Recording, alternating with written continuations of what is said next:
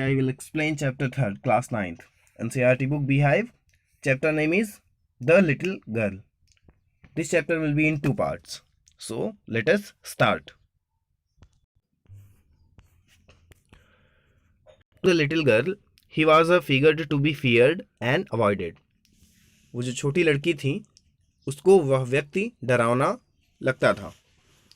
Every morning before going to work, he came into her room and gave her a casual kiss, to which she responded with goodbye father. हर सुबह वह व्यक्ति आता था उस लड़की के कमरे में और उसे एक कैजुअल किस किया करता था, जिसका जवाब वो गुड बाय फादर कहते हुए देती थी. मीन्स जो छोटी लड़की थी वो अपने फादर से बहुत ही डरा करती थी. And oh there was a glad sense of relief, और वहाँ पे एक खुशी का और आराम का दृश्य हुआ करता था. when she heard the noise of carriage growing fainter and fainter down the long road. जब वो देखती थी कि जो फैंटर है उसके पिताजी को धीरे धीरे नॉट फैंटर कैरियज जो है वो धीरे धीरे उसके पिताजी को उस लंबी रोड पर उससे दूर लिए जा रहा है. इन द इवनिंग, शाम को, व्हेन ही कैम होम, जब वो घर आते थे, she stood near a staircase. तो वो जो छोटी लड़की थी वो सीढ़ियों के बगल में खड़ी हो जाती थी. And heard his loud voice, और उनकी कठोर आवाज़ सुना करती थी. इन द हॉल में उनकी ऊंची आवाज़ सुना करती थी. Bring my tea into the drawing room, मेरी चाय ड्राइंग रूम में ले आइए.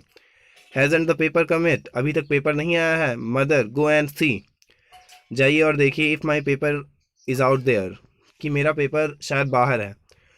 And bring me my slippers, और मेरे स्लीपर्स भी ले आइए. Kezia mother would call to her, if you are a good girl you can come down and take off father's boots. Kezia जो मदर होती हैं, कौन ये मदर होती है? केजिया के फादर की मदर होती हैं, मीन्स केजिया की ग्रैंड मदर होती हैं. ये कहती हैं अगर तुम एक अच्छी लड़की हो तो नीचे आओ और जो तुम्हारे फादर हैं इनके बूट्स जो है ले जाओ. Slowly the girl would slip down the stairs more slowly still across the hall and push open the drawing room. धीरे धीरे वो लड़की नीचे आती है, उसका मन भी नहीं होता फिर भी वो नीचे आती है स्टेयर से, और हॉल से गुजरते हुए, हॉल से होते हुए जब ड्राइंग रूम तक पहुंचती है और वहाँ जो दरवाज़ा होता है उसे धक्का देकर खोलती है.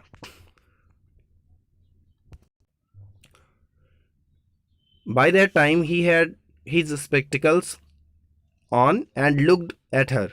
उस समय तक उसके जो पिताजी थे उन्होंने अपने चश्मे को पहन लिया था और उसकी तरफ देख रहे थे.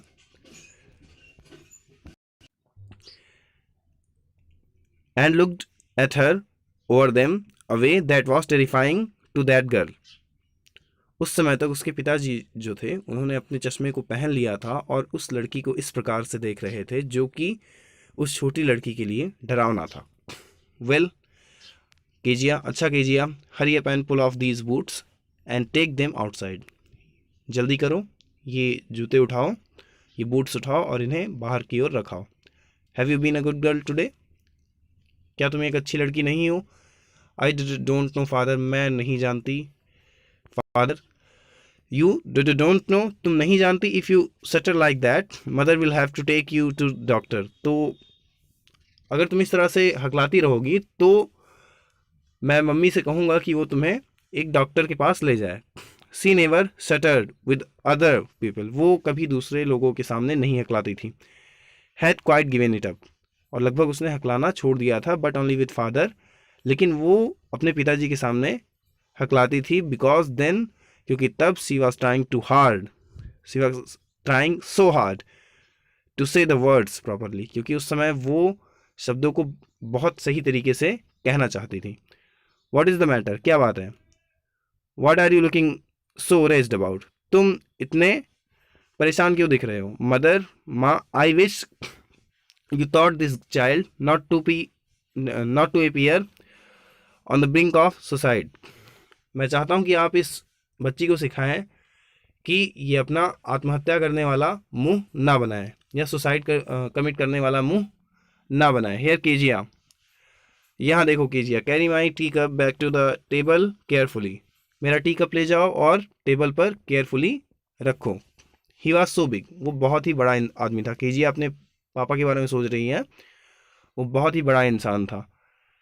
His hands and his neck, उनके हाथ बड़े थे, उनकी गर्दन बड़ी थी, स्पेशली हिज माउथ, और स्पेशली उनका मुंह। फिन ही यान, जब वो गहरी सांस लेते थे तो उनका मुंह और बड़ा हो जाता था।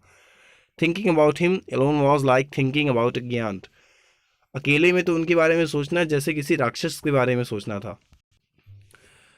On Sunday afternoons, grandmother sent her down to the drawing room to have a nice talk with father and mother. Sunday की आफ्टरनून को जो ग्रैंडमदर थी उन्होंने उसे नीचे भेजा ड्राइंग रूम में, ताकि वो अपने पापा और मम्मी से थोड़ी बातें कर सकें। But the little girl always found mother reading and father stretching out on sofa. लेकिन वो जो छोटी लड़की थी वो ये बात थी कि उनकी मम्मी जो है हमेशा कुछ पढ़ती रहती थी और उनके पापा जो है लेटे रहते थे सोफा पे। His handkerchief on his face, और अपना जो रुमाल है अपने मुंह पे रखे रहते थे। His feet on the one of the best caution, और उनका जो एक पैर होता था वो एक तकिए पे होता था, एक अच्छे तकिए पे रखा रहता था। स्लीपिंग साउंडली एंड स्नोरिंग, और वो आवाज़ करते हुए, खर्राटे करते हुए सोते थे। ये सेंस है जिसके बारे में अभी बात हुई, जिसके बारे में मैंने अभी इस वाले पैराग्राफ में आपको समझाया था। शी सैट ऑन स्टूल, वो स्टूल पे बैठी। Gravely watched him until he woke and stressed, और दुखी होकर उन्हें तब तक देखती रही जब तक कि वो उठकर बैठ नहीं गए। एंड आस्क्ड द टाइम, और उन्होंने टाइम पूछा। Then he looked at her, तब उन्होंने उस छोटी बच्ची को देखा। डोंट स्टेयर सो केजिया, इस तरह से एकटक मत देखो केजिया। किसने कहा? केजिया के फादर ने केजिया से कहा। You look like a little brown owl, तुम एक छोटे उल्लू की तरह दिखती हो। वन डे, एक दिन, when she was kept indoors with cold, जब वो घर के अंदर थी, her grandmother told her that father's birthday was next week, तो उनकी ग्रैंडमदर ने बताया था, कीजिए की ग्रैंडमदर ने बताया कि पिताजी का बर्थडे अगले वीक है। And suggested she should make him a pin caution, और ये सुझाव दिया कि उसे एक तकिया बनाना चाहिए। फॉर अ गिफ्ट, उन्हें उपहार देने के लिए एक तकिया बनाना चाहिए। Out of a beautiful piece of yellow silk, जो कि पीले सिल्क से बना होना चाहिए। लेबोरियसली, मेहनत से, with a double cotton, the little girl stitches 3 sides, उस गर्ल ने 3 साइड्स सिल दिए थे तकिए के। But what to fill it with, लेकिन इसमें भरना क्या है? दैट वॉज द क्वेश्चन, यही उसका प्रश्न था। The grand mother was out of the garden, out in the garden, जो ग्रैंड मदर थी वो गार्डन में थी। And she wandered into mother's bedroom, और वो जो केजिया थी वो मदर के बेडरूम में गई, अपनी मम्मी के बेडरूम में गई।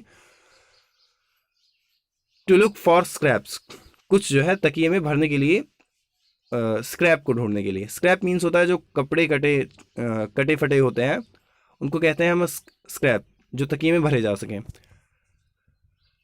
On the bed table she discovered a great many sheets of fine paper, gathered them up, tore them into tiny pieces.